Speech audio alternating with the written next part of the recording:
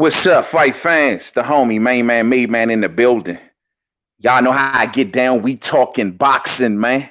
What's up, man? I hope everybody out there had a great Thanksgiving, man. Ate all the bird that you need. You know what I'm saying? Yes, sir. I know I did, man. You know, the best thing about Thanksgiving is always, they always say, is the leftovers, you know? So, yeah, man, I hope y'all picking out the day. Enjoy, enjoy. Don't forget to do something for somebody. Don't forget to give thanks the whole nine. You know what I'm saying? Yeah, man, thought I'd get up on here, finally got some little quiet time to myself and get up on here with the boxing fam, you know what I mean? Sorry I couldn't get up on here yesterday, but I'm sure y'all understand, man. Yeah, man, so earlier today, right, I ended up catching that Boxing Voice interview, man, when they were interviewing Rick Glacier, man. Like, what is up with this dude, Rick Glacier, Joe? Rick Glacier, man, up that thing talking about some Deontay Wilder. So 20, they put this in the title. That's what really threw me for a loop. Deontay Wilder only selling 2,500 pay-per-views. That is laughable. That is a joke. You know what I'm saying? Come on, man. Look here, man. Then he get up on the Boxing Voice show just to tell everybody, well, no, that's not what I said. I was lying. Then he just goes on this tirade so against PBC. Oh, Wilder's no big star. Oh, Tyson Fury is the greatest thing in the world. He's opened all of these markets around the world, man. Whatever, man. You know what I'm saying? If y'all believe in that out there, man, I definitely got some magic beans that will grow beanstalks all the way up to the third heaven. If you want them, I have them for sale for $1,000 a piece. You know what I'm saying? Feel free to come through and get you a couple, man. It's like, yo, my man Bomb Squad out here going up against all kind of principalities, all kind of evils, if you will. You know what I mean? People who just don't want to see the man succeed. I have never seen nothing like this, man. I mean, it's evident multiple. I mean, the man is being attacked on multiple fronts. You know what I'm saying? I really wish the Boxing Voice wouldn't have put that in their title, because all of the anti-Wilder haters out there are just going to take that title. They ain't going to bother to listen to the interview. Ain't going to bother to hear the ins and outs of or how that man got exposed in certain ways or contradicted himself so many times. They're not going to hear that. They just going to see that title and run with it. You know what I mean? But we all know what it is, man. Bomb Squad going against so many principalities. But that's for another video, man. Let's see. We here to talk about my main man, Anthony Joshua and Andy Ruiz. The gloves are off review. Finally caught that, man. You know what I'm saying? I got William Smith in the building. Salute. I repeat, salute to Northern Ireland in the building. I got the homie Chin Smoke in the building. What's up, fam? What's going on with you, man? Yeah, man. But yeah, man, I happened to catch the Anthony Joshua, Andy Ruiz the gloves are off. And let me just tell you, man, they tried their best to gin up some controversy during that whole thing. But these two men have tremendous respect for one another at the very least. That's one thing I can honestly say building up to this fight. These men respect one another. These are two nice guys. No matter what the media image tried to carve as what Andy Ruiz was going into this fight, he was never no like hardcore, Mexican from the streets. That's never was Andy Ruiz. He was the fat kid that loved cake, real jolly, like real nice, real respectful outside the ring, but the dude could just fight. You know what I mean? And the thing that I took away from that gloves are off, though, man, it's like, and when I look at that thing, it was like you had this, and salute to Sylvester Stallone also for doing that one night 30-minute like film that had Mike Tyson and Michael Strahan and all them in it, man. I got to give it to DAZN or Matchroom or whoever you want to give it to. The promotion for this fight has been on point. On point, man. That thing that Sylvester Stallone did was nothing short of amazing. I even went back and watched it a couple more times, man. They did the damn thing when it comes to that one night only thing, man, all day. You know what I'm saying? Mr. Meat says Ruiz looks confident and very scared. Yeah, man. Well, hold on. You say Ruiz looks confident and very scared. I ain't gonna be confident and very scared at the same time, huh? You know what I'm saying? But yeah, man. The thing is, what I got from that, the gloves are off, though, was you had this dude in Anthony Joshua, and it's just like how the one night tried to set it up. That was like a perfect metaphor. You had this, what do they call him, Adonis? You know what I mean? This dude, every time I seen Anthony Joshua talk, it would make sense what he's talking. He's talking like a philosopher. He's talking like, I mean, he's giving the perfect answers. When he's talking, the tone in his voice, you paying attention. And you like, this man seems unstoppable. This man seems like the real deal. This man knows what he's talking about until Andy Ruiz opens his mouth, and then it quickly reminds you that this Adonis got beat by this dude. You know what I mean? It's like every time Anthony Joshua started to talk, I would get caught up in it. No, I am not the boss. It's a collective effort. It's about unity. And no, you know, I realized that I got to take my time. I'm just going to poke it. I'm going to poke the meat this time and make sure the meat is ready before I take. And I'm like, damn, this man is breaking it down. He knows the fight game. This man seems like a man with no fear. But then Andy Ruiz would talk. And then it would be like, oh, I forgot. Yeah. Mr. Perfect over here lost to this dude. And it was like a constant reminder. You know what I'm saying? And that's what I got from it. Breeze Boxing in the building. What up, fam? And that's what I got from it. Constant reminders that no matter how perfect this dude seemed, how perfect his boxing record seemed, all the belts, all the titles, the chisel physique, the whole nine, the 85 million. And we're going to get to that 85 million. But the 85 million, all of these things, just sound so perfect until Andy Ruiz speaks. And it's like, yo, hold on, cousin. Let's not forget. He lost to this dude. Now, from what I sense of Andy Ruiz, it's almost like he's doing a mental. Hold on one second, fight fans. Hold on.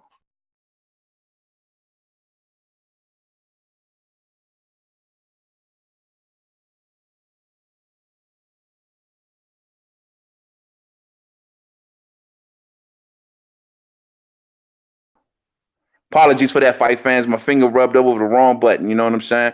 But hopefully y'all see me out there. Do y'all hear me out there? Y'all see me out there, right? All right, hopefully. Hold on one second, fight fans. I'm just trying to change something real quick. Give me 1 second. We get back into it. 1 second. Okay, I don't know what the hell did I just press. Man, this thing doing its own thing. Y'all hear me out there? Just let me know that y'all can hear my audio out there, man. You know what I'm saying? Let me know. There we go.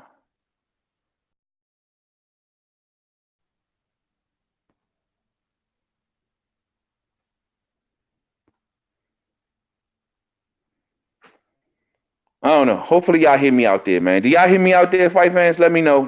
Just need to know if the sound is good, man. I think I pressed the wrong button. Okay, Chin Smoke say I'm good. All right, everybody saying I'm good out there. All right, bet that. All right, now what I was saying is, like I said before, man, Andy Ruiz, every time he would open his mouth, he would just remind me of exactly, you know, oh, this dude ain't so perfect. This dude ain't the best. This dude ain't the, and that's what it just kept doing for me, man. You know what I'm saying? And so, you know, salute to Andy Ruiz for going in there. I thought he looked comfortable. I honestly think that he is dancing in Anthony Joshua's head. The thing is, Anthony Joshua still seems to me that he's trying to figure out what happened. Like, okay, well, you know, maybe I think he comes to the conclusion that I got this guy. I can beat this guy. I know if I would have just stayed the course, stayed steady, I could have got this guy out of there. But he's also trying to figure out, like, because I could just tell by the way he was looking at Andy Ruiz, like, what's up with this dude?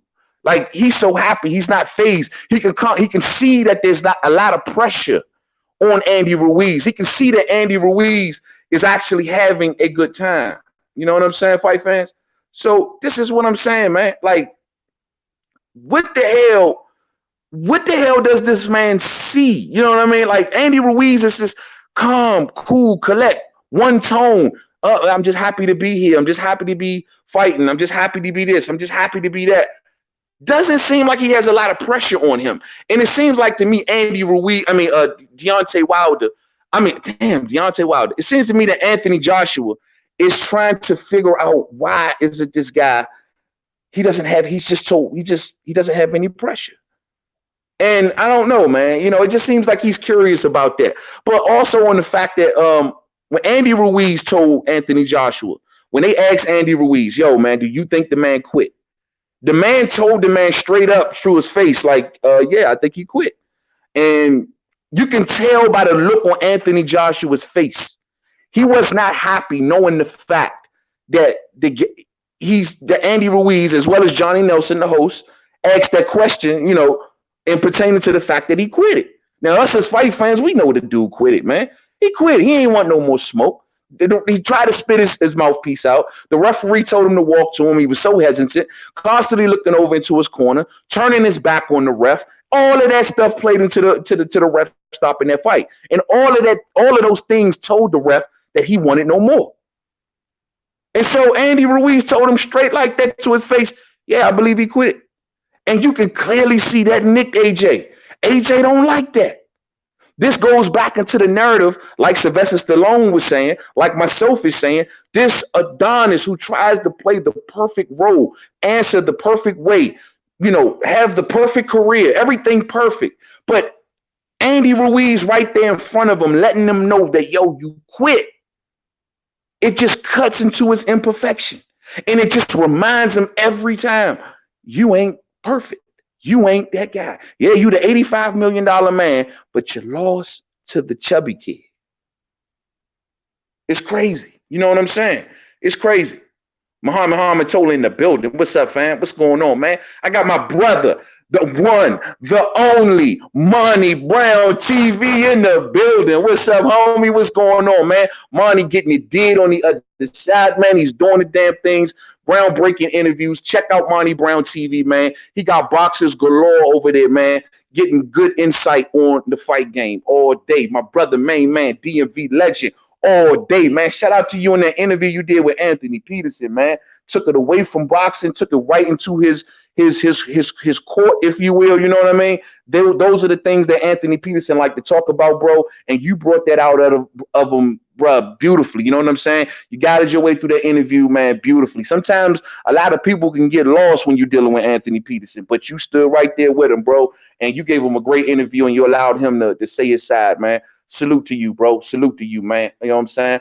But the thing is, though, like I was saying, man, but yeah, Andy Ruiz, man, it just seems to me that he just keeps reminding Anthony Joshua, and Anthony Joshua don't like to be constantly reminded how, he's imperfect, if you will. You know what I mean? They crafted this image of him. They crafted this is who this man is. He's this great star. He's this great heavyweight champion with all of the belts, with all of this fanfare. He was going to make this splash into America. It was a perfect story. And imperfect Andy Ruiz came and smashed all of that. And that just kept ringing to me constantly throughout of this, the gloves are off interview or face off that they did. So it was cool, man. It was real cool, man. I enjoyed it. Like I said, Johnny Nelson tried his best to get the pot stirred a little bit. He tried to get things cracking a little bit. I didn't sense much as far as nervousness from AJ, because we know that was a concern of him going into the first fight. There were fans out here making excuses. Oh, he was nervous. Oh, he had a panic attack. Oh, he had a heart attack. Oh, his foot was hurting. His toenails was hurting. Everything was hurt. Something was wrong with AJ. But leading into this fight, AJ does seem a bit more confident. I think he does seem a bit more sure of himself. The only thing is I don't think he understands is Andy Ruiz.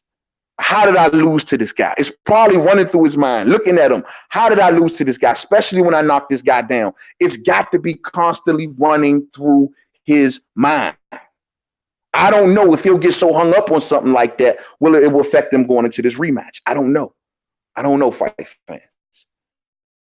But, you know what I'm saying? Mohammed Zola says, I wonder if the mean Joshua will show up. You know, the one that was sticking his tongue out when beating up White before knocking him out. This here Joshua is way too nice and too timid because he's thinking. He is, even when you listen to this man talk, he is thinking, he's overanalyzing, he is looking deep into things. His wheels are just constantly turning. That can be perceived as a bad thing going into a big fight, overthinking. Looking at Andy Ruiz, how did I lose him? He asked Andy Ruiz at the end of that face-off at the gloves of all, where's the titles at? Like, where's the belts at, man? Can I touch yours? He really probably believe in that superstition that when he allowed Andy Ruiz to hold them belts, that gave the edge to Andy Ruiz. But he asked Andy Ruiz, like, yo, man, where the belts at? You know what I'm saying?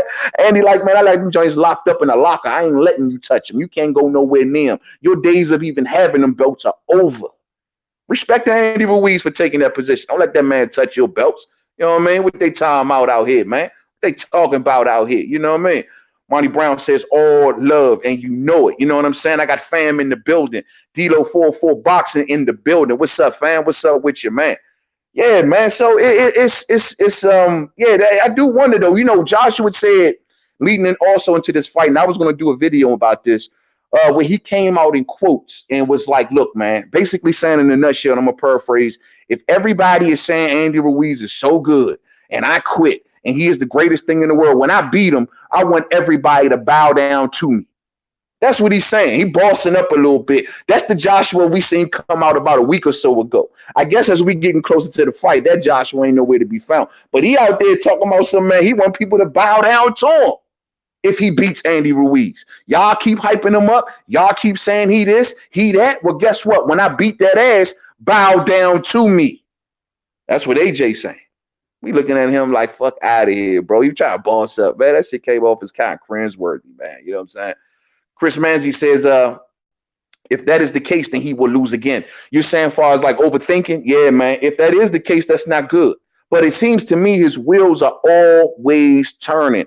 Every interview I've seen since the fight, every documentary, anything that I've seen AJ in, he is going to these deep, over-analytical answers.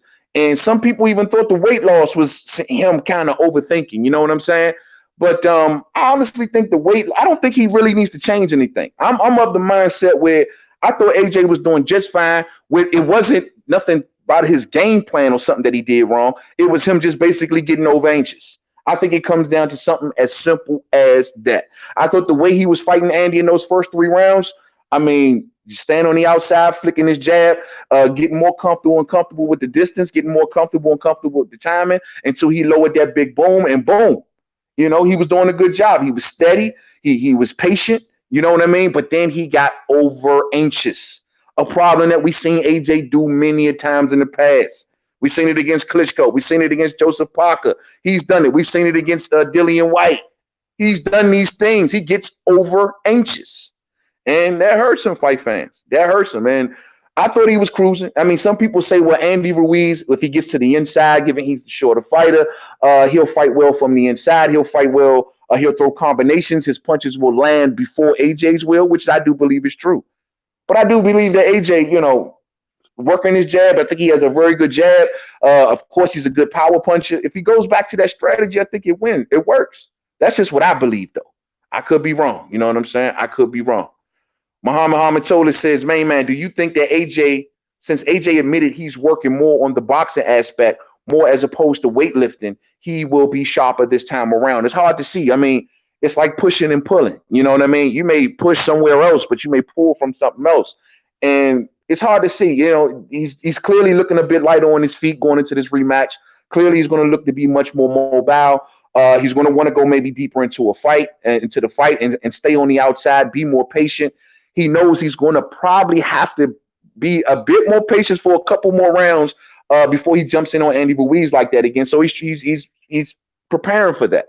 He's preparing to go the distance. He's preparing to be much more mobile, and he doesn't want to tire. And he doesn't want to seem as robotic, because bringing that big hand back, Andy Ruiz will get 2 to 3 shots in there before AJ has a chance to properly set back up. You know what I'm saying? So, I mean, him coming in a bit slimmer, I actually think that's kind of cool. You know what I mean? For the game plan that he want to do. I just don't know if it pulls away from, say, the power department. A power puncher like AJ, you know, when he went into the fight with Joseph Parker, people tend to forget that he lost weight for that particular fight. And he did not stop Joseph Parker. You know what I mean? So these are some of the things that you got to think about. I mean, in that Parker fight, that was one of the fights that, you know, AJ was getting heavily criticized for his muscle mass and bulking up and stuff like that. So he cut it down. And he did not look nearly as strong in the Joseph Parker fight when he did that. So we got to see. We got to see, man. We got to see. Chris Manzi says he is in AJ's too much now. Got to clear it out before the fight, man. I don't know, man. I hope AJ ain't letting that just cloud his mind. I'm telling you, man, it can really run a mental on you, Joe. If you looking across the table from you, and you like, damn, I lost against Fat Boy. And I ain't no disrespect to Andy Ruiz by far, but he looking at him like, yo, man, I lost against Fat. It got to be playing with you. It got to be messing with your head. You know what I mean? And that's the one thing I honestly think that's still in his head. Like, I can't believe I lost to this guy. The whole world. People got to understand, AJ was utterly embarrassed in that fight. This wasn't just a loss. This was an embarrassment because he was supposed to hit these shores, splashing into this country as the great AJ. And he fell flat on his face. It was fucking embarrassing. This is the man that was hyped up for years as the dude. This was supposed to be his era. And he comes into the most lucrative financial market. Well, I don't know. Maybe Saudi Arabia might have took that. I don't know. But the most lucrative market that his network wants to take over. And he falls flat on his face. It was embarrassing. It was embarrassing. It motivated a movie legend like Sylvester Stallone to say, yo, let me do a whole 30-minute because not because of this monumental ups, it's because of the look of it. That's what captured Sylvester Stallone's a creative imagination to want to put on a documentary with this fight. Y'all don't get it. It's more than just it being an upset. It's the look of it. An Adonis, a specimen, lost against a short, fat dude. It's embarrassing. And you can clearly see the embarrassment on AJ's face. You know what I mean? And those are the things that I hope that AJ, I mean, these may keep him sharp, but these may be his downfall too. He was embarrassed, man. He was embarrassed. He was very embarrassed, man. According to my man Monte Brown, he say, hold on, fam. Hold on 1 second. Yeah, man, that was terribly embarrassing, bro. Like, damn. You know what I'm saying? I agree, big bruh. When he dropped Ruiz, he started rushing, trying to finish the fight. He wanted to look good in America and was trying too hard to prove a point to the American fans all day. That's exactly what happened. And it's a simple formula as that. See, when I listened to AJ and he was saying, and he gloves are off, like, far as when he was speaking on changes, and he was saying that, you know, well, it's too short of a camp to be able to change everything and basically go back to scratch. But to even consider that, to consider going back to scratch, like you've done something so bad that you got to go back to the drawing board, to consider that is wrong. You know, he needs to, everybody around him needs to assure him, like, look, man, you may need some minor tweaks, maybe tweaks here to get ready to go into a fight, be less anxious, don't go in there being impatient, things like that. But to knock down the whole game plan and rebuild back up would be the worst thing that AJ could have done, I believe. Some believe contrary. Some believe that he needs a whole new game plan and Andy got his number. Some believe that. I don't know. I don't know. There's a lot of things that can play into this fight, fans. A lot of things. Andy Ruiz's height, Andy Ruiz's judgment of distance, his ability to fight at a more productive distance than AJ. Because if he gets on the inside, AJ don't got it. Even though when he did knock Andy Ruiz down, it wasn't like it was from distance. Caught him with a big shot on the inside. But the inside game definitely favors Andy Ruiz. I'm tired though, man. But when I look at this in its totality, I think AJ gonna cruise. I think he cruises. You know what I'm saying? Monte Brown says Ruiz caught him on the temple and he never got back right to me. Although I got Joshua being victorious and getting his titles back. I do too. I do too. And it's going to be a good story to tell. You know what I mean? This dude is he's going to, you know, and let me speak on this real quick if I can. You know, this 85 million. I've been looking and searching and lifting up rocks, lifting up. Can somebody show me somewhere where it says that Anthony Joshua is getting 85 million? I've been seeing the fans run with this narrative. Y'all know I do my research. I won't speak on much of anything before I look into it. I can't see nobody, nothing credible saying that Anthony Joshua is getting 85 million. Now I've seen Jarrell Big Baby Miller come out in quotes and talking trash saying he's getting 75 million. I've heard the number that Saudi Arabia is even putting up for the fight is more closer to 85 million. And I've also seen a lot of stuff about Anthony Joshua getting 85% of, say, the concessions and everything that goes with that. But I don't see nowhere, and I know about his guarantees, but I don't see nowhere officially saying that he gets 85 million. I'm just asking a question. I ain't trying to be funny, but y'all fans out there are running with this a mile a minute. And when they asked AJ when the gloves are off about the money, he didn't want to talk about it. He wasn't boasting or bragging. Salute to him though, because he's a humble cat, and I do respect that about him. You know, he's real humble, dog. Like for a cat to be clocking as much dollars as he clocked, you don't never see him all flashy, throwing it in your face type thing. I mean, he have his little social media moments, but he don't be all overly flashy with it. So I will respect. I mean, Andy was there looking more flashy than AJ. Andy had the ring, he had the bling on the ring, man. He had the chain going, man. Andy was.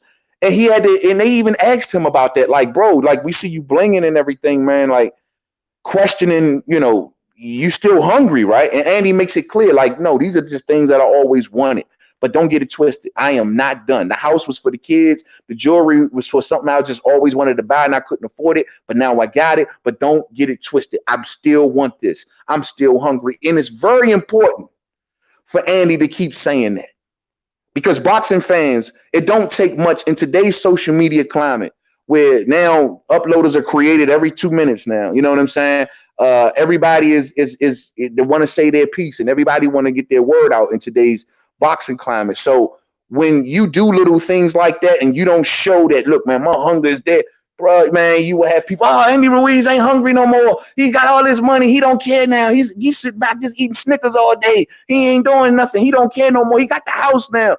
So it's important for Andy Ruiz to come out and constantly tell everybody and show everybody, bro, I'm just as hungry as I was back in June. You know? So I'm glad to know he's doing that, man. You know what I'm saying? All day. You know what I mean? My man William Davis say facts all day. Gregory Clemens in the building. You know what I'm saying? Yeah, man, sure fat dude, Monty. Sure fat dude, man. You know what I mean? And that's what makes it so embarrassing, bro. Sylvester Stallone had to go out there and honestly do a whole movie on it, like a whole documentary on this dude because he was blown away about the look of this. Like he's never seen, like he say, Andy, you are the true Rocky, bro. I ain't the true Rocky, you the true Rocky. We've never seen nothing like this. Even what the real movie Rocky was even inspired on. That guy, the guy that fought Muhammad Ali that Sylvester Stallone claims he based it off. Like, that wasn't nothing like this. This was crazy. This is crazy. Sean Isaacs, what up, though? What up, though, fam? Going to be painful night for both men. Joshua will get stopped clean down the road, win or lose. Poor punch resistance. Now, taking that shot on the temple that he took, right? Taking that shot on the temple, man, could that shot, I mean, Joshua says Andy Ruiz landed a punch from the gods. And the reason that he says this is because he trained for that particular punch and it still landed. You know, the way Andy Ruiz, the velocity and from the angle that he got to throw his punches, if you look at that first fight, they all landed in the same area. They all landed in the exact, like around, if it wasn't on the temple, it was near the temple. I mean, you maybe can count on your one hand how many straight right hands down the middle landed straight on the front of the face of Anthony Joshua in that fight. It was those hooks that was coming around to the almost to the back of the head and towards the side of the face and the top of the temple. Where Andy Ruiz's punches lands on AJ, that can be a problem because who knows, that temple shot might come back. I'm just saying. Go back and look at it, fight fans.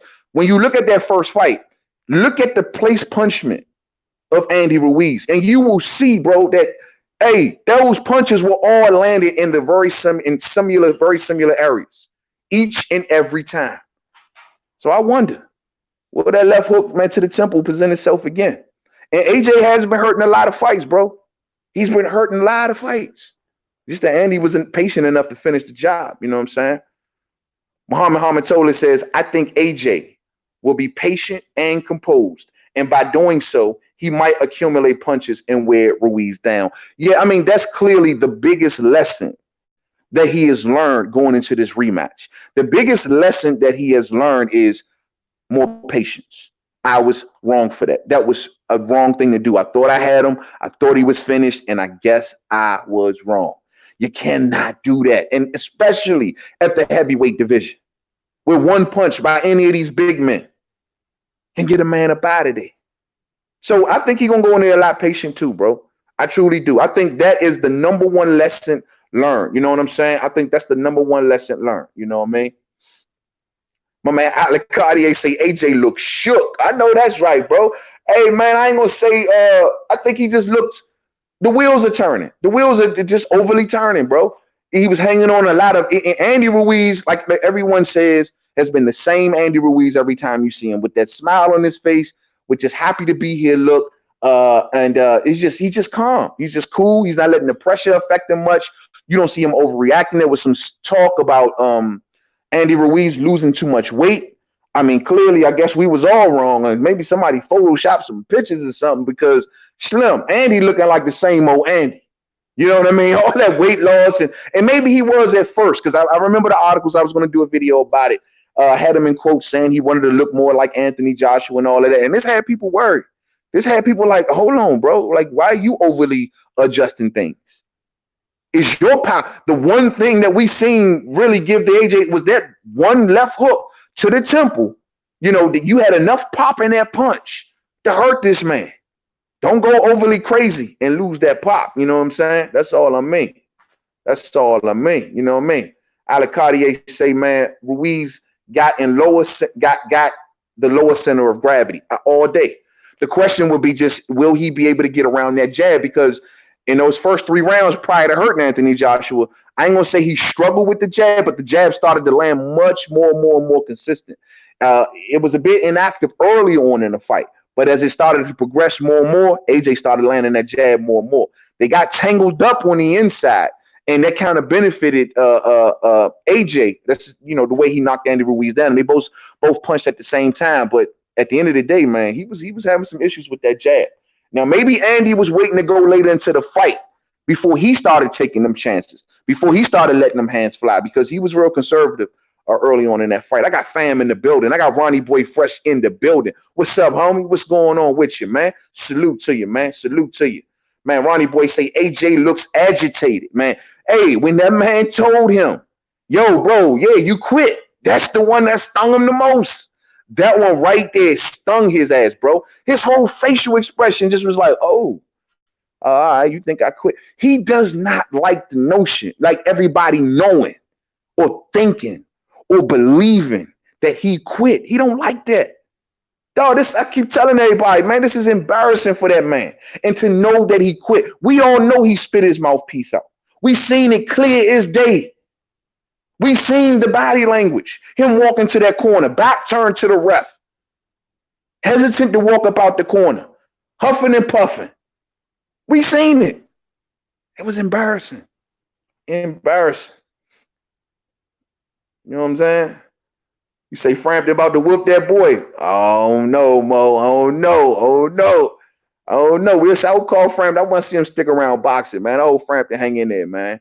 For real, man. Hey, Ronnie Boy Fresh said he only lost 5 to 8 pounds. He is still going to weigh 260 or better. Okay, cool. I mean, that's about cool. You know what I mean? Given that the first fight was a short notice fight, probably had a short training camp. He had just recently come off having a fight. And so maybe, you know, he was pushing the scales a little more in that first fight. But I mean, I don't want him to overly drastically change nothing. You know what I'm saying? And that's my number one hope. So going into this rematch, it's going to get interesting. It's going to be interesting to see how much is affected by AJ. And I'm going to ask this question before I move on to this Michael Hunter and Povetkin fight. Yo, man, has anybody seen something official saying that AJ is making $85 million? Where the hell are y'all boxing fans getting this info? I mean, I see a lot of shit, and I've seen a lot of numbers tossed around, but I ain't yet to see nothing credible. And I'm not saying it ain't, but I just would, if you got to link anybody, something that say AJ making $85 million, he didn't want to talk about it in the gloves are off. He ain't had nothing much to say, like, yo, yes, I'm making $85 million. I am AJ. I am AJ the Adonis. No, he didn't come out and say nothing like that. You know what I mean? He didn't want to talk about it. So if y'all see something official, please, I repeat, please let me know. Now, I want to talk about this real quick. You know what I'm saying? Let me switch gears for a second, fight fans.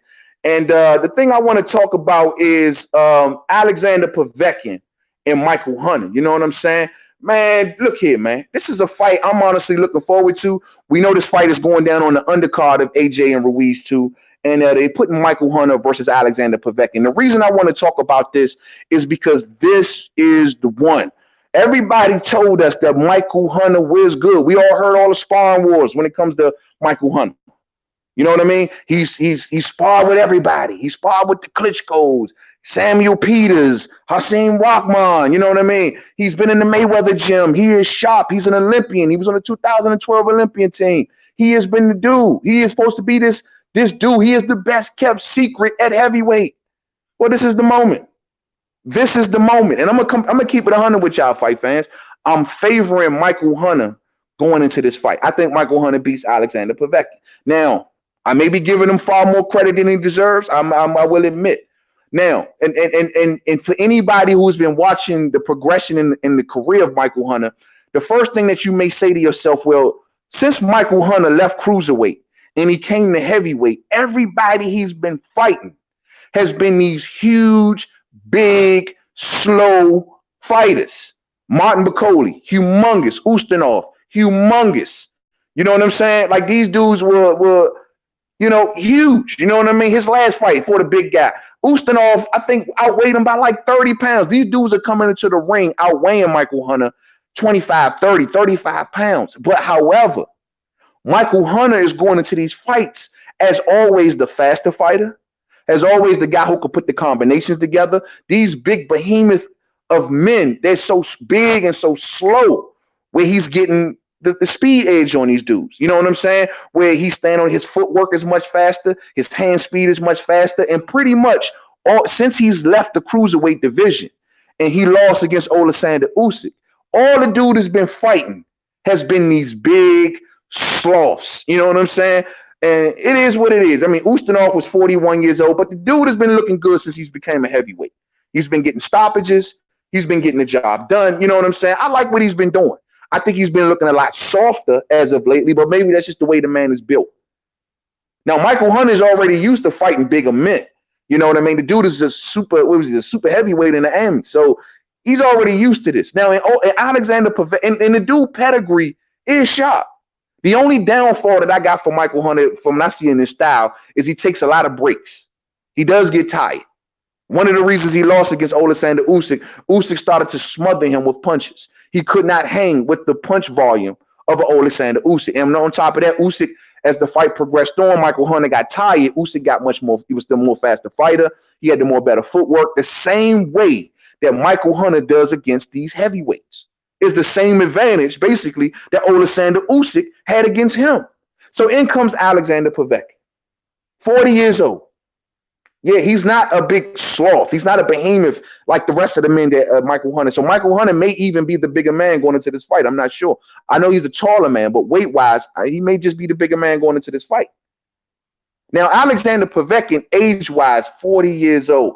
And the way that Alexander Povetkin fights, he's more of a timing boxer puncher. He fights better off timing and off counter punching.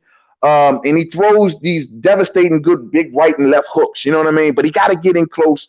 And he takes a lot of damage sometimes to get in close. He can be out-jabbed. We've seen Anthony Joshua out-jab him. I believe Huey Fury was doing a decent job until he started to get caught throughout their fight in his last fight. He can be out-jabbed, but he also lunges a lot. He also jumps in a lot. You know what I mean? And I believe that Michael Hunter's hands are just way a little bit too fast for Alexander Povetkin think he's going to be jumping up in there. Now, Alexander Povetkin has that same quality that Andy Ruiz has, and where he throws those looping hooks, and they kind of all land in a similar place. Now, could Alexander Povetkin come over the top with one of those looping shots or one of them lunging shots like he like to throw and catch Michael Hunter all day? But I think Michael Hunter, man, I think he's ready for this moment, Joe. I think this is his moment. You know what I'm saying? And I think he's going to be the faster fighter. He's definitely the younger fighter, fresher fighter. You know what I'm saying? And I think he goes in there, and I think he beats Alexander Povetkin. That's what I think. What y'all say? You know what I'm saying? What y'all say? Let me see. Mohammed Zola. Man, do you think AJ will go for a spectacular stoppage if he just wants a W and turn Ruiz page and live on? I think honestly he goes for just a W. When his so much of his legacy and career is on the line with this fight, he'd walk away with any kind of W. Does he give Ruiz a third fight? That's a good question, bro. That is a very, very good question. I think it all depends I mean, I hope Eddie Hearn ain't no a-hole like that, Joe. Like if Andy Ruiz goes into this rematch and give a valiant effort, I mean, a close fight where it comes down to the scorecards, maybe a split decision or anything, man, look, man, they got to. They just got to. If Joshua maybe even leave this fight with anything short of a stoppage, he may have to. I mean, given that the man quit in the first fight, it almost as if he leaves this rematch with anything short of a stoppage, he may got to give him that third fight to make it even more conclusive. I'm just saying. I mean, because he quit, bruh. He quit. That's heavy, man. That's heavy. So I don't know. It depends on how I think action-packed this rematch is. And Eddie will look at the numbers on this, man, and he'll see what he can do with it. But it depends on a lot of factors. I hope so, though, man. I hope they don't cheat Andy out of a third fight if he deserves it. You know what I'm saying? Mohammed Zola, is there any type of testing for Povetkin? Dude can't be trusted. You ain't never lied, bro. Who knows, man? This thing going on in Saudi Arabia, man. My thing is question marks everywhere. You got drug testing agencies who don't even want to go there. You know what I'm saying? Like, yo, bro, it's that part of the world. So who the hell knows? You know what I mean? I haven't looked much into it, but I will. Maybe I should look into that, man, because and this whole card is riddled, truth be told, with former drugs. We got Dillian no B sample White coming out on this card, facing Bum Murray's Watt, a fighter, basically a big punching bag. Somebody for Dillian White to come on out and knock out. We already know his situation still ongoing. You know what I mean? So, I mean, I don't know, man. I already told y'all, man, Eddie Hearn lost a lot of credibility with me with the drug testing issue. I used to big him up when it came to drug testing because he was one of those the promoters that led the charge with paying for the extra testing. Like, we don't want the even normal VADA test. We want the one that goes deeper. Eddie was champion of that shit. He was putting that thing in all of AJ's fights and all of these different fights. Then to turn around and promote fighters that have ongoing issues in Dillian White and Julio Cesar Chavez Jr. Pressing on with those fights regardless of their ongoing issues. And that's what, to me, he lost all credibility. I'm telling you, you know what I'm saying? Ronnie Boy Fresh says Hunter name will be in the mix after he get this W over Povetkin all day. You know what I'm saying? Yeah, man, I hope so. Hey, if Hunter get up in the mix, we know he signed that deal. PBC let him get away like some dumbasses. You know what I'm saying? They let him walk on over there. Now Eddie Hearn then snatched him up the match room where his future is wide open, because the one thing about Michael Hunter is that a lot of his fan base and a lot of people that are used to seeing him fighting that's really warming up to Michael Hunter is the Eastern Europeans, because he has experience with all of them dudes. You know what I'm saying? So they really take a liking to him. So him linking up with Eddie Hearn and putting him on in that part of the world. You know, Michael Hunter was also going to be that step in when Jarrell Big Baby Miller failed the test before Andy Ruiz stepped in. They were actually considering Michael Hunter as well. And yo, man, he's in a good area or a good promotional outfit to be fighting the fights that his fan base that he's grown so far want to see him fight. And that's a lot of those Eastern Europeans. He's also calling out RuizJoshua. He's saying he wants to fight Dillian White. You know, Dillian White, this will be a great fight for Dillian no B sample White. You know what I'm saying? Yo, Michael Hunter, Dillian White, Eddie, make it happen. I don't know if Dillian White gonna go into diva mode, but right now he just need to keep his nappy ass head down. You know what I'm saying? Shut the hell up. You know what I'm saying? And just be happy to be fighting right now. So my deal is, yo, bruh, give Michael Hunter a shot. Michael Hunter is literally calling out Dillian White and RuizJoshua if he gets past Alexander Povetkin. And I think he does. And that'll be a real good name to really make that here I am heavyweight division, you know, to make that splash. You did. That'd be a real good name. Alexander Povetkin, man. He could do it. I'm telling you. All I know is that AJ card, every fight is going to end in stoppages. I can see that. I can see that. And we hear Eddie Hearn coming out speaking to everybody because they had to raise the price of the pay-per-view over there on Sky Sports. You know what I mean? So, yo, he hear him coming out trying to soothe the UK public like, this is cool, it's cool. We had to do this because this wasn't my call. This was Sky Sports' call. And they wanted to do this, but they're going to take it back down after this fight. Yo, man, the pay-per-view, you know, this is like I'm listening to Rick Glacier earlier, man, speaking on how the pay-per-view model is dead. And I keep telling all of these fight fans, like, how is people running around saying pay-per-view is dead? You know what I mean? I understand the numbers aren't what they used to be. Don't get me wrong. But people still keep discounting that streaming has gotten 50,000 times better. It's not what it used to be. It's not just, one random website with a link. No, you got dozens of them. You got social media. You got people always showing the fight. The AJ versus Ruiz fight had 13 million illegal streams. The Deontay Wilder Tyson Fury fight, 10 million illegal streams. Illegal streaming is at an all-time high. That is what's hurting the pay-per-view numbers. No one wants to speak on the real issues. It's not so much that these dudes can't sell. It's just that they can't combat the illegal streaming. They can't combat it. If the pay-per-view model was dead to everybody who believes just because Wilder's on pay-per-view, why the hell is Eddie Hearn still putting AJ on pay-per-view then? If the pay-per-view model is so dead, why is he still on pay-per-view? People tend to forget that. You know what I'm talking about? Mohammed Zola say, yo, you heard White talking shit about Wilder and saying he is the WBC champ. I would love for Wilder to fight him and sweep him. I would too. But truth be told, man, you know, to be honest with you, man, nah, not really, man. Because Dillian White, man, Dillian White just got to just do what he's told, bro. He should have fought Luis Ortiz, man. I heard him running his mouth, trying to get some attention, trying to get people to talk about him because truth be told, like, yo, he's trying to talk about everything but the thing that everybody wants to hear. And that is, dog, what's up with the test? What's up with the investigation? What UCAD talking about? You know what I'm saying? That's all we really want to hear. So, of course, dissing Deontay Wilder is the perfect distraction, if you will, especially since Wilder has this anti-Wilder crowd and everybody, all of these, you know, these resistance little spawns that's coming out, you know what I'm saying? Oh, they out there, bro. It's just that movement is out there. And, you know, he can gin them up and get everybody talking about him and Wilder taking your eye off the ball. I ain't taking my eye off the ball when it comes to this dude. What's up with the investigation? You know what I'm saying? All day. You know what I mean? Ronnie Boy Fresh say, long live DAZN. Let's see what everybody be saying, long live DAZN, when they raise them prices again. You know what I'm saying? Oh, and trust and believe it's coming. You know what I mean? Price increases and they're going to dibble and dabble into a pay-per-view model. It's already being said. You know what I mean? So we'll see. Long live DAZN. You know what I mean? I got to give it to them. Look, if they putting on good fights, they putting on good fights. I don't want fight fans on here thinking that Main Man got something against DAZN. You know, good for them. If they putting on good fights, they doing good by the sport. Hey, you got my support. That's all I ask. Make the best fight the fucking best. You know what I'm saying?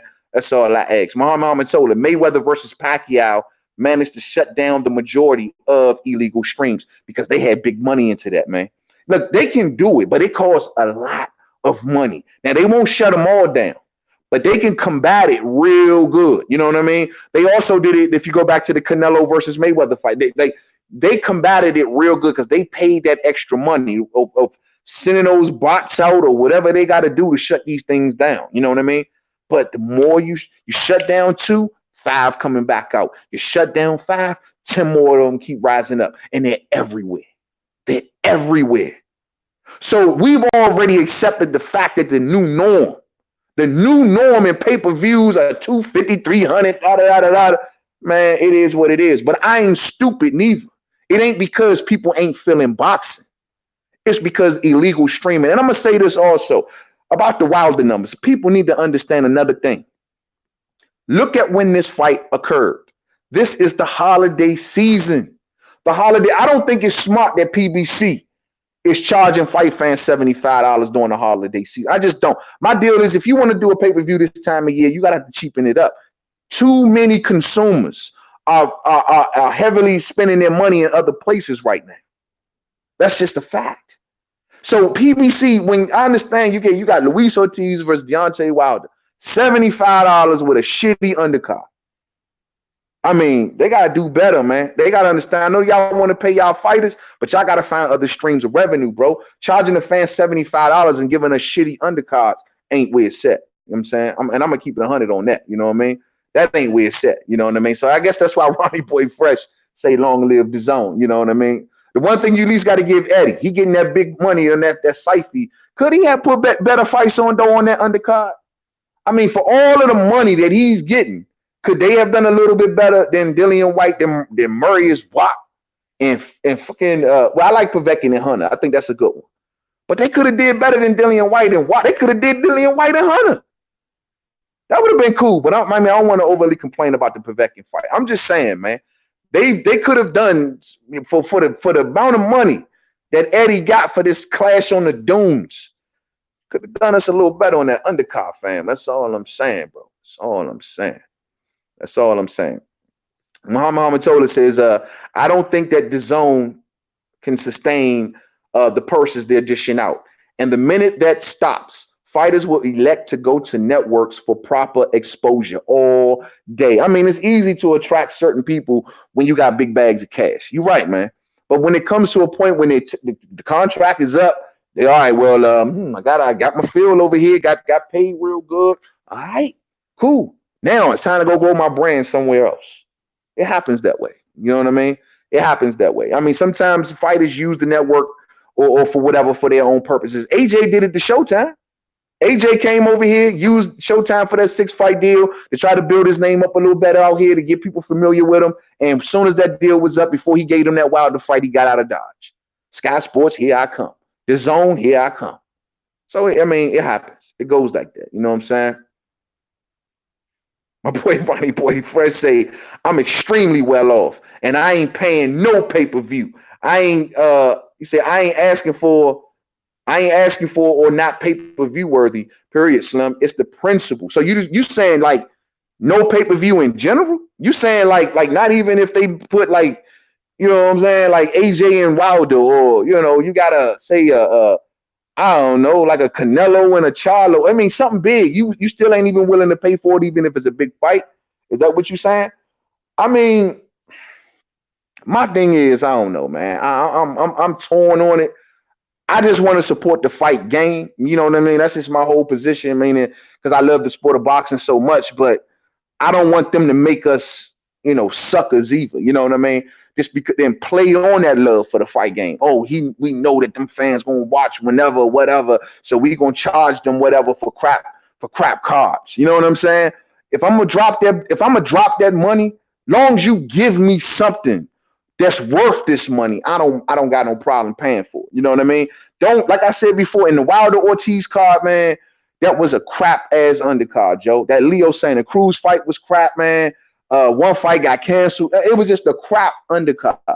The main event was good, yeah, but you got to do better for 75, especially during the holiday season. That's all I'm saying.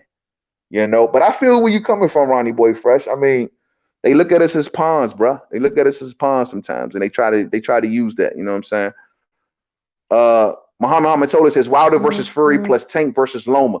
Cruz versus Russell Jr. That pay-per-view can sell for $150 and get everybody paid all day. I mean, I don't understand why that's not like widely understood. Like, why isn't it widely understood that, oh, well, if I give the fans the best, especially when I got them in my stable, you know, when I get the thing about Eddie Hearn, like, he don't have the greatest stable in the world, but he put all his guys against each other in one fashion or another. I want to see that happen with fighters with outfits that have like such as the PBC that has better stables. You know what I'm saying? And give us those kind of cards, man. We will happily pay for that shit. I'm like you, bro. I will drop whatever you need if you giving me the great fights. You give me Crawford versus Spence, man, what you need? With a great undercard to go with it, man, look, I'm down. I'm hitting that button. It's a simple concept. It really is. It's really, really simple. But politics, preserving, faking, fronting, stunting, trying to get money up out the fans, all of the crap that come with it, man, it just shut it all down. You know what I'm saying?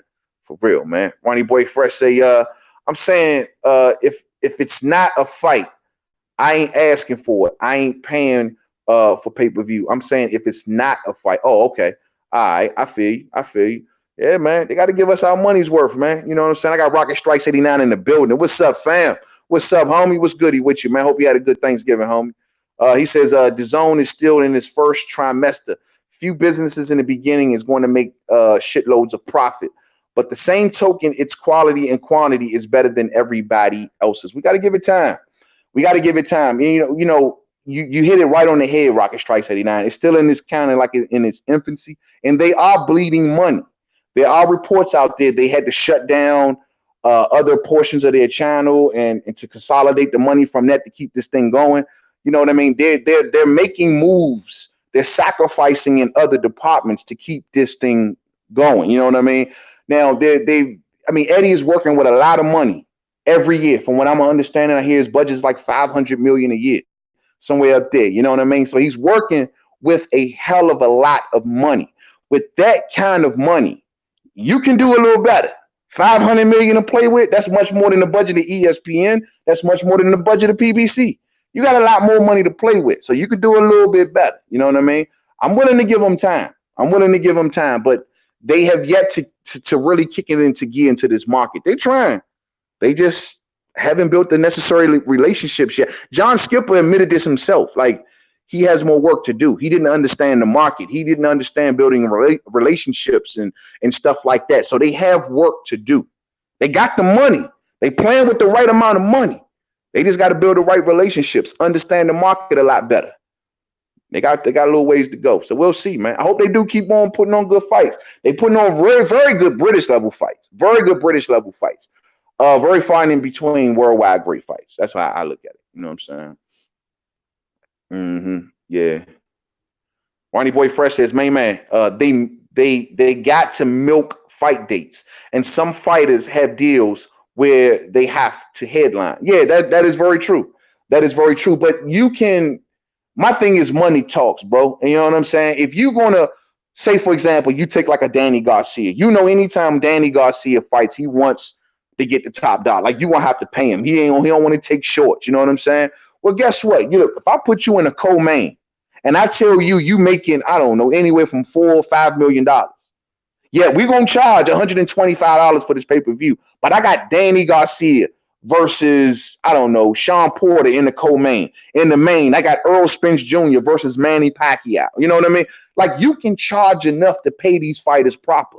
And even if you want to head, that number is right, they'll be like, okay, I might not be headlining, but damn, I'm making a fat ass bag. Man, certain things can be done, can be dealt with. You know what I'm saying? Lawrence Williams in the building. What's up, fam? What's up with you, homie? What's going on, man? Good to have you, man. Happy Thanksgiving to you, man. Happy Thanksgiving, fam. Yeah, man. Alec Cartier say, man, yo, man, whole Eddie finna go to the Bahamas every weekend. You ain't never lied, man. Eddie, relaxing, man. Eddie got that bag from Saudi Arabia, man, that oil money. And I heard something interesting today. They say over in Saudi Arabia, they get to charge double for the fights. And they running shit over that joint. You know what I'm saying? But, yo, he got that bag of money, man. And that's what I'm saying. Like, with all that money that he got, he could have honestly put on a much better card than we getting. I ain't complaining about it. But he could have put on a much better card than what he getting. You know what I'm saying? Let's see. Mohammed Zola say, do you think Mayweather is targeting Pacquiao and Khabib for his 2 return fights in 2020? And what kind of numbers do you see them fights doing? I see Mayweather just looking for any sort of gimmick he can find. You know what I mean? Any sort of profitable gimmick. It don't have to be necessarily a real fight. It could be some Kumite exhibition type thing.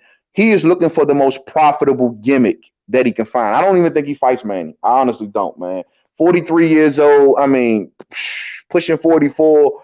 I don't think Manny's an active fighter. I just don't think it happens unless, I don't know. I'm hearing a lot of talks about this, that Floyd wants to get into the Saudi Arabia business, man. So, I mean, unless the money is a proper bag from out of Saudi Arabia, I mean, money talks. You just don't know. But if they did was to do it, I think it'd still do numbers. I don't listen to that kind of talk of I'm not going to watch it. I don't believe people when they say that shit. You know what I'm saying? So I think it'll still do real good numbers. I think him and Khabib, they'll rely on the MMA fans.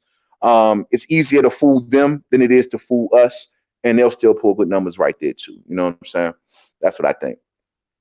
Ronnie Boy Fresh, Danny Swift Garcia wants the headline though, but Danny having a co-main since the Lucas fight. That's my point though, Ronnie Boy. Say, like, we know that's a type of fighter that wants the headline. But if you went to that dude and say, cuz, hey, you may be in a co-main, but I'm giving you a fat bag to do this co-main, and I'm giving you a hell of a fight, I think they would trade it off. Yeah, they may not be the headline, and yes, they may not be the star, but how is Danny Garcia going to turn down a fight with, say, Sean Porter for $5 million?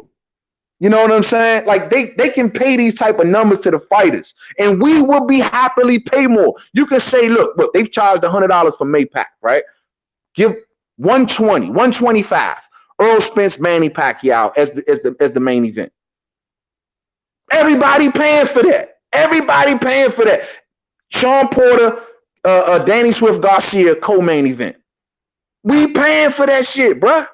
You know what I'm saying? So I mean, they can charge a little bit more. And if they came out and say, look, if y'all want this caliber of a card, then we're gonna have to charge y'all 125. I think people will do it. I think boxing fans at the end of the day just want their money's worth. They don't want to keep feel like they're getting schemed on and getting paying this money and these promoters and these managers, and they just playing on our love for the fight game. They know we gonna spend it. They know we love this fight game, and they just keep giving us a box of shit. You know what I'm saying? That's my problem. You know what I mean? Rocket Strikes 89 says, hold on one second, fam. Hold on one second. He says, Eddie may be a lot of things, but he is smart and he keeps his ear to the ground. Logan versus KSI was a smash, and he's building DAZN real good. He's younger than all of the promoters, and that's a one up all day. He doing his thing. He trying. The Logan versus KSI thing, like these are the type of things that I'm saying. Like one thing I'm learning about pay-per-view and numbers, and bro, we gotta wait. Like I remember, what's the young boy that actually orchestrated this shit? Man, I forget the guy. We just did a video about this dude, man. The young boy that said that they showed this thing and when they postponed the Canelo and Kovalev fight, and he made the call and all of this stuff. Well, anyway, he says that them postponing the Canelo Kovalev and showing the MMA fight, right? The thing is that led to a lot of signups for them, but only $20 signups. Like no one signed up for the long term, which meaning that at any point in time, they can lose those subscribers that they just gained. As for the KSI Logan Paul, the question is for DAZN, always at the end of the day, is what kind of subscriber are you attracting? When you're in the subscription business, it can be a long-term thing or it can be a temporary thing. You know, the pay-per-view thing is a one-time buy. But as for subscriptions, you don't know how long those subscribers will ride with you. When you bringing in other type fans, you're not bringing them in for boxing. You know what I mean? You're bringing them in for MMA or for other things. You know, you're that KSI Logan Paul crowd are not boxing fans. So I want to know how will this translate in the long term, and how will this translate in the sport of boxing? You feel me? And that's all. It was a smart move for Eddie to get some quick signups. I will admit. I mean, I guess it proved to be a smart move by the executive dude to postpone Canelo and Kovalev because it led to some signups. But that doesn't mean it's going to translate well into the sport of boxing. That remains to be seen. You know what I'm saying? But I hear you, Mo. Eddie out here. Eddie is the most vocal promoter. I will admit. He does interviews like every fucking day. You know what I mean? He got IFL on speed dial. He got Coogan and all them dudes on speed dial where it's like, dog, I don't care what you're doing. Drop everything you're doing. I want to do an interview. Coogan be sitting in that joint, man, eating his cheese sandwiches. You know what I'm saying? And while he eating his cheese sandwich, he'll get a call from Eddie like, Eddie, I'm eating my cheese sandwich. He's like, stop eating your damn cheese sandwich and get here now. He drops his cheese sandwich and he runs to Eddie. And Eddie does an interview every day. So he is clearly the most vocal promoter all day. You know what I'm saying? Salute. Mohammed Amin told Ronnie Boy Fresh, you for that card will cost double. Yeah, man. I mean, that's the one thing that PBC did to the game. You know what I mean? And this was against, you know, what Bob Arum wanted. This was against with any other promoters wanted. And that was, they effectively rose the prices of their fighters to the point now to even get a very, very good card on pay-per-view. You got to pay these dudes. You know what I mean? They led the charge in it. They wanted to raise the price of their fighters so no one else would have a good chance of stealing them away. Because if you do steal them away, guess what? You got to drop top dollar. And he did a good job on that. But the only thing is now you spoil these dudes with these fed checks, and they're used to getting these kind of checks. So when you put them on pay-per-view, in order for us to get a decent card of top stars, shit, they gonna have to charge a gang of money. You know what I'm saying? Supreme Beast Boxing Talk in the building. Shout out to my homie Cadillac Red, man. I gotta get up with you, homie. I got to get up with you. Happy Thanksgiving, man. Happy Thanksgiving, fam. You know what I'm saying? Oh yeah, Danny versus Jotacito, January 25th, says Lawrence Williams. Oh, okay. Must have been that short notice guy. We know that they were gunning for Earl Spence Jr. There was even some minor talks of Danny and Manny, or Danny versus Showtime Sean Porter in a rematch. So they decided to go with Jotacito Lopez. Well, I hope they're not putting that shit on pay-per-view. You know what I mean? I'm expecting to see that on regular Fox, on TV or something like that. And I know PBC wouldn't jump out there like that and dare put nothing like that on pay-per-view. But that's going to be easy work for Danny, I think, man. Easy work for Danny. Everybody believed that Jotacito is this newfound dude because of the Thurman fight. Easy work for Danny, I believe. You know what I'm saying? D-Lo 44 Boxing. I would tell them guys flat out, you are on the co-main. Support this event. I got you as a main if next if you win. If not, wait in line. Exactly. But like I just told you, D-Lo, that is the one thing that PBC, I understand it was in their business model to do this, and this was one of their ways of keeping their fighters secure, and that is raising their prices. But they've also created a lot of divas. They've created fighters now that this is what we fight for. This is what we get now. So guess what? We're not going backwards. You know what I'm saying? And they've effectively created a lot of divas. I mean, Danny Garcia turning down $3 million to face Terrence Crawford. On pay-per-view, I'm sure the $3 million was just the baseline figure. There would have been more money involved. But he's like, no, I need more money. You know, remember when Eddie Hearn came out and offered to deal to Adrian Bronner? What Adrian Bronner telling him?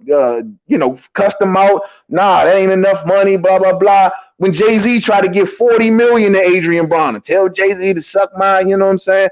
Like, these dudes are getting treated so well on the other side. So now, yo, the price is up there. These dudes are divas. We always talk about fighters turn. Adrian Bronner, people forget, turned down $40 million from Jay-Z. $40 million. Man, these dudes are divas, man.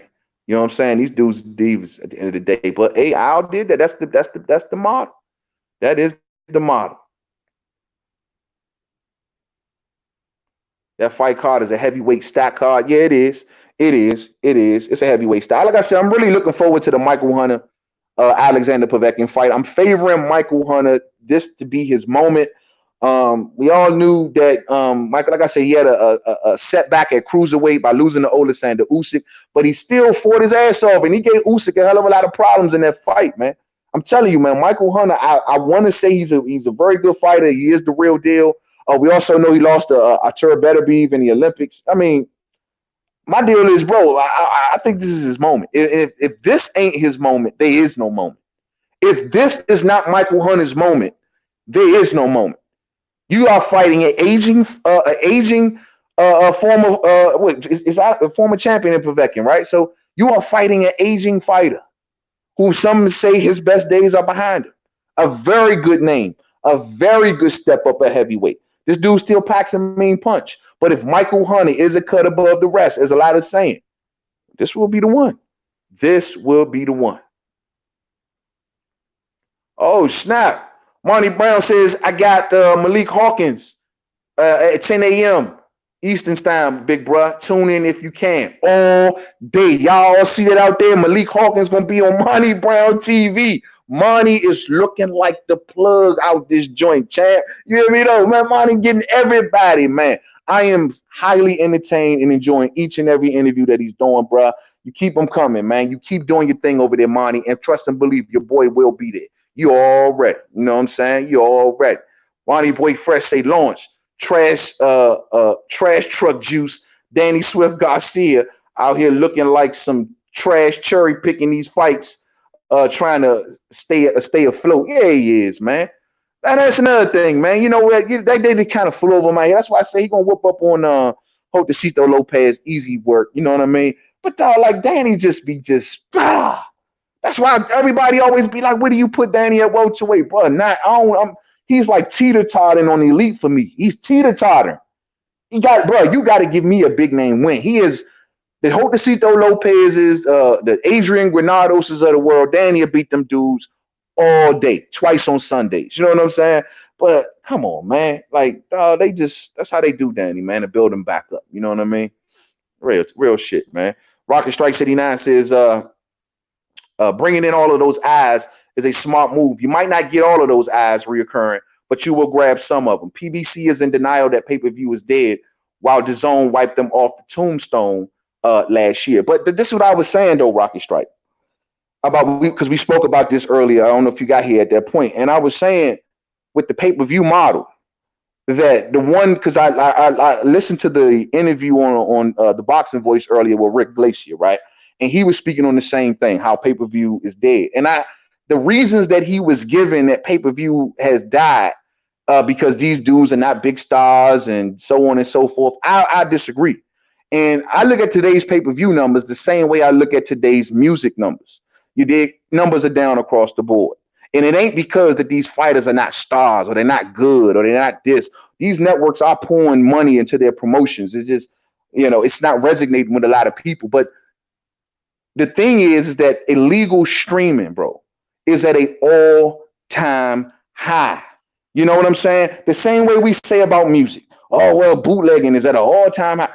Illegal streaming is at an all-time high. And if the pay-per-view model is so dead, then why is Eddie Hearn still in it?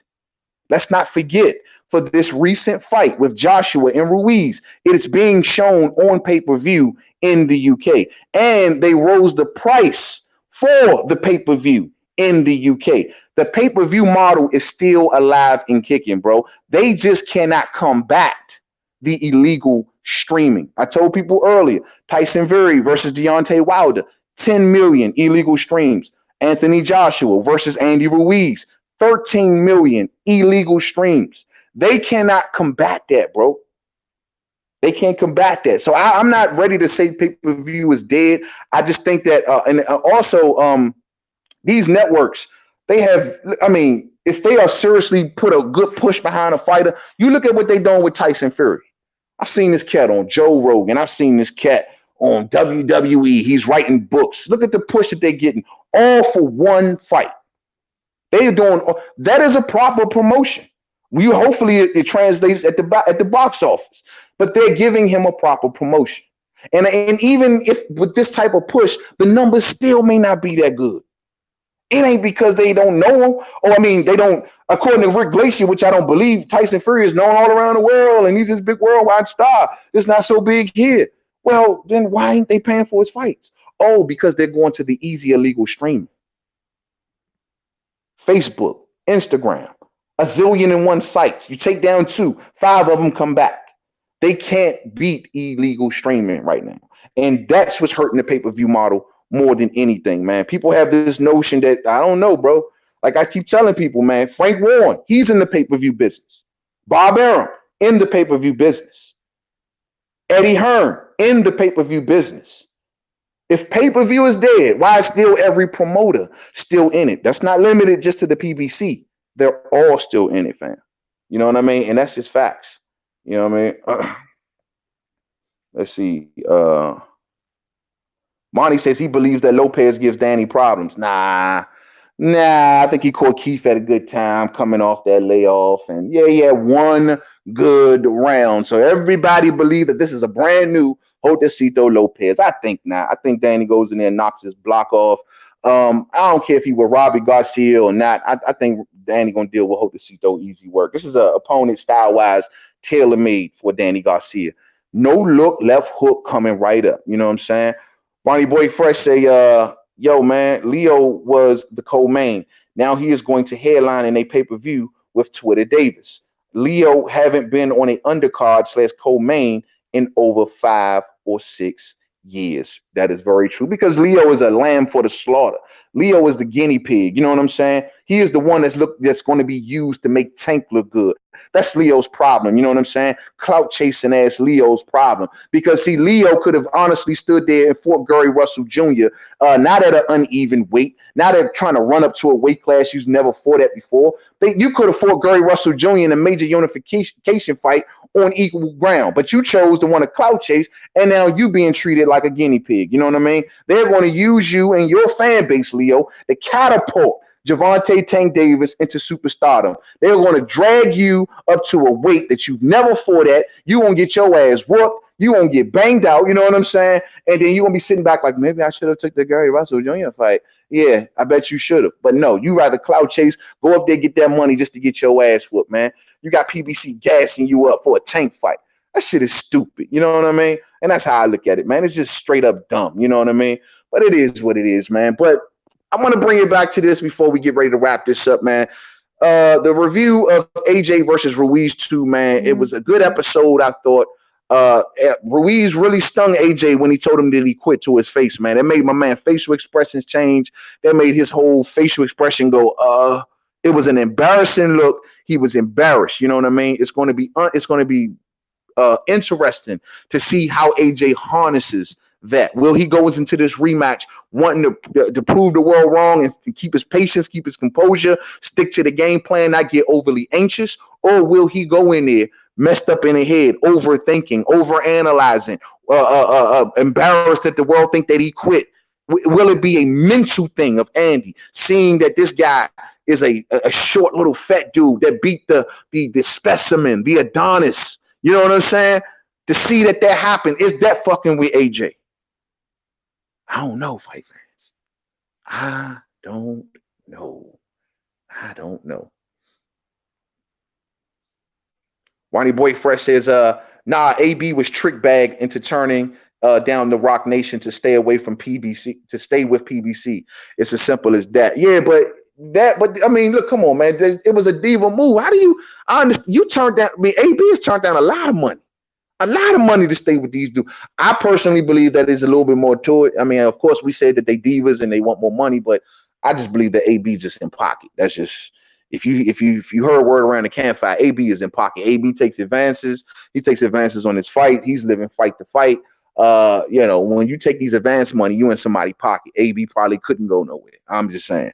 But at the end of the day, I mean, these PBC fighters have been offered record amounts of money, and they've always said, give me more money. And other entities, they have to dig deep. You know, I've always said that for DAZN, if they're smart, they go after these Charlo brothers and they give them what they need, because the earning potential or the potential for big fights that you got with a Jamal Charlo is off the charts. And given that Al Heyman has raised their prices, well, guess what, DAZN? You're going to have to see them boys.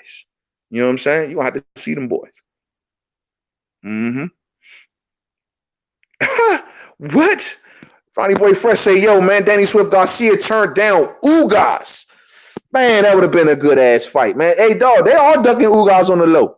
They don't want no smoke. They seen that fight that Ugas gave to Sean Porter, and they got all of them shook. Ugas is high risk, low reward. Losing or beating Ugas, they don't feel like they get the bump. You know what I'm saying? So they can lose everything fucking with a cat like that. Danny don't want to lose. He knows losing to a Ugas that would do it. But that's a sucker move. That would be a great fight, man. That would be a great fight. You know what I'm saying? Ronnie Boy says the WBC needs to make, would you say? Oh, yeah, they do. They need to make that Porter versus Ugas rematch for the immediate mandatory for Lil Earl. That'd be a good look, bro. That'd be a real good look. And I think that's the only way that you'll get Sean Porter into a fight with Ugas. You got to promise him something big. You got to promise anybody something big to get in the ring with the Ugas. There ain't nobody gonna take that risk. Bro, that dude is considered high risk, low reward, man. I mean, square biz. You know what I'm saying? Let me see. Rocket Strike says, I feel you, Holmes, but that's why you can't charge big bread for the fights. Because Bama's, hold on 1 second. All right, I feel you, Holmes. But that's why you can't charge big bread for the fights, because Bamas will rather watch the fight off of Bama's sunglasses than cough up that money. That's why it's better to copy DAZN's blueprint. I mean, yeah, I mean, you see ESPN Plus, they're trying to do that, you know, the subscription route, you know what I mean? I mean, it just remains to be seen, bro. You know what I mean? It just remains to be seen. It, things. This is almost like an experiment. You know what I mean? We don't know what the conclusive results are going to be yet. I mean, by all indications, I mean, DAZN, I mean, shit, PBC when they first started, right? They was bleeding money.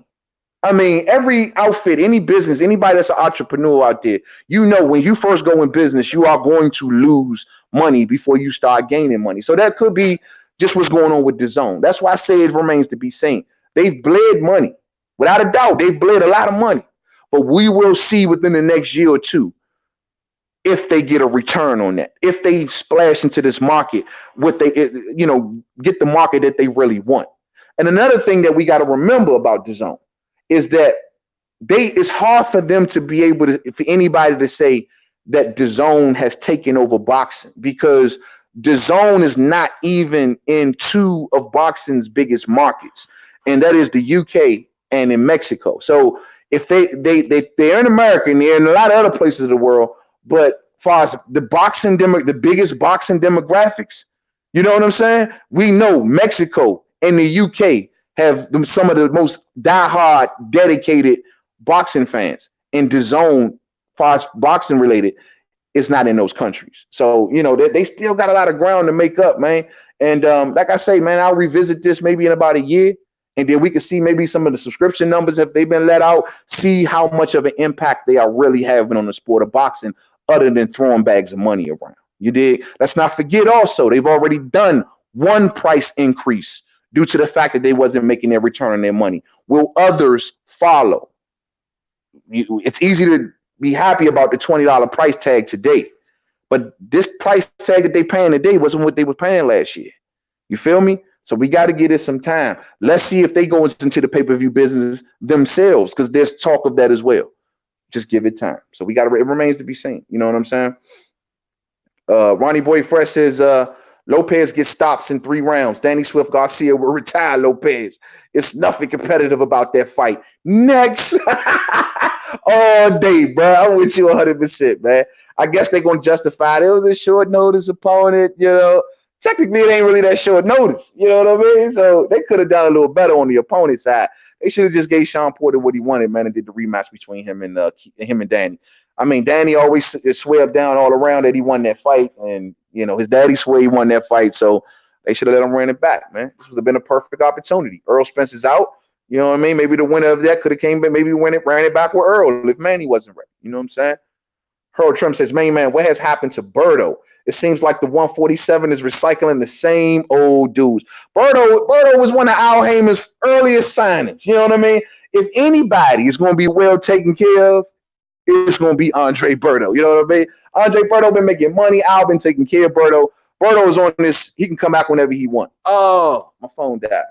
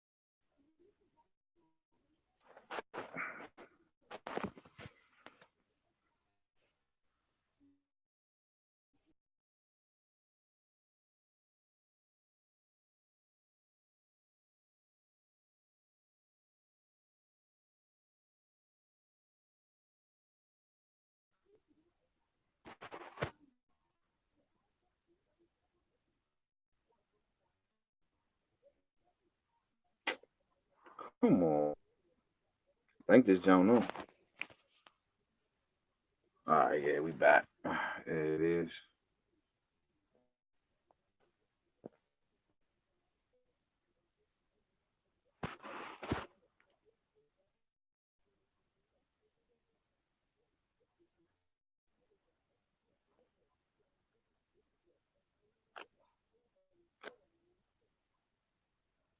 All right, fight fans, I'm back. I'm back. Sorry about that, man. I hit the wrong button. My phone. So apologies, my body who experienced these technical difficulties with me. Thank y'all for anybody who hung in there with the boy. Appreciate y'all, man. Appreciate y'all, man. Real talk. I apologize for that, man. Doing these videos on the go, sometimes things like that happen, but back to everybody that hung in there with me. You know what I'm saying? Respect. We'll answer a couple more questions, and I'm gonna have to shut this down. Fight fans, gotta get up out of here. Going to watch Anita Baker tonight. She's down at the MGM at the National Opera, so we're gonna go here tonight. Yeah, man. I'm gonna read a couple more though before it's said and done. Let me see. Yeah, we left off with Harold Trim talking about Berto, man. Yeah, Berto, man. Berto is just hey, sit back money, man, with Al, man. That's all that is, man. He was one of Al's very first fighters. So it is what it is. You know what I'm saying? It is what it is. Let me see. Let me see. Let me see. Let me see. Let's see.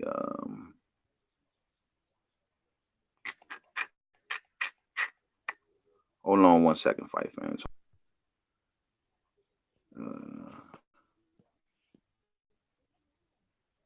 Yeah, I'm trying to get y'all comments back highlighted on here before we start rolling through them again. Right now it's kind of moving a little slow for my liking, but we're gonna keep on rolling right on through it, man. And like I was telling y'all though, man, I just want to just say though, man, this fight between Andy Ruiz and AJ, man, it's going to be a good rematch. It's going to be good for boxing. It's going to just be good in general, man. And I think going into this fight right now, a lot of see this fight, AJ's basically to lose. Already had Ruiz him, man. I'm just dying to see how much this really going to affect him, man. Rocket Strikes 89 says, I'm not 100%, but my gut is telling me that AJ is going to fuck Slim over. Gonna mess who over? You talking about Eddie Hearn? You think he gonna mess Eddie Hearn over? I don't know. I mean, hey, if that happens, that's gonna be some karma, given the statements that came out of Barry Hearn's mouth about being slave owners and all. You know, be a little karma if that is the case. You know what I'm saying? And I'm gonna say this though, because I've questioned this Rocket Strikes 89 earlier in the broadcast, and I asked people, I say, yo, bro, like, where's the credible source that shows me that Anthony Joshua is getting 85 million? This has been talking. Jarrell Miller say that Anthony Joshua is going to get 75 million. I've seen Anthony Joshua is getting 85% of concessions. I've seen Saudi Arabia paying Eddie Hearn 85 million for this fight. I mean, for a site fee. So, I mean, I don't know if that's exactly what AJ is getting. According to the gloves are off. AJ didn't want to talk about money. He says we didn't talk about money prior to this, so I'm not talking about it now. So he's not boasting the $85 million man. My only question is, like, where's people getting it? I'm not saying he ain't, but if he is, congratulations, man. That's good to see a fighter get that amount of money for their hard work, man, and their career paying off like that. I don't care who it is. He's still a fighter. You know what I mean? And if that is the case, like I told people earlier, yo, this dude humble as hell, man. You don't see this cat flashy. You don't see this cat all throwing his jewels in your face. He decorated to him at that face. So, you know, if that's what he getting, hats off to him, fam. Hats off to him, man. But I just want to know if that's what he really getting, though. You know what I'm saying? Rocket Strike says AJ better shorten them punches. Yeah. They. Oh, hold on. Says AJ better shorten them punches up for Ruiz and keep them motherfucking hands up amongst other things. Yeah, man, bruh. Keep his hands up and don't be so anxious. Don't jump on this man. Sit back. He said it himself. I should have kept poking the meat. The meat wasn't done yet. It wasn't ready to be taken out the oven. He should have kept poking it. You know what I'm saying? And he jumped too fast. And that's the biggest lesson of this fight. Be more patient. Be more patient. Most importantly, the one thing, though, that AJ cannot do nothing about, fight fans. he can't do out the punch placement of Ruiz.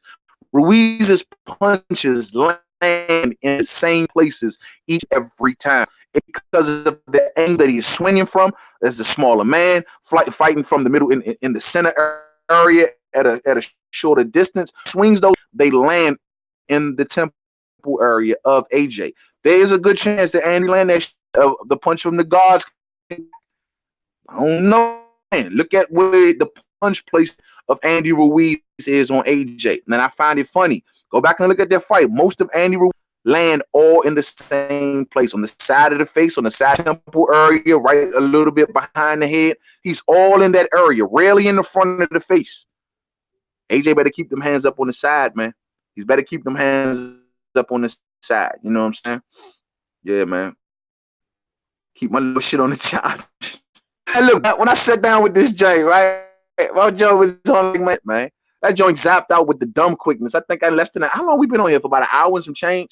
It zapped out on me, man. So I'm about to get ready to get up out of here, man. I gotta go catch Anita Baker, man. Anita Baker over at the MGM National Harbor tonight. I'm gonna go rock out, man, old school style tonight, man, all day, man. So look, man, I just wanted to get on here, get a good word with everybody. Y'all stay stress and sucker free out there. Enjoy the rest of y'all holiday weekend, man. Enjoy some time with your family, man. Sit down and chill out with your loved ones, man.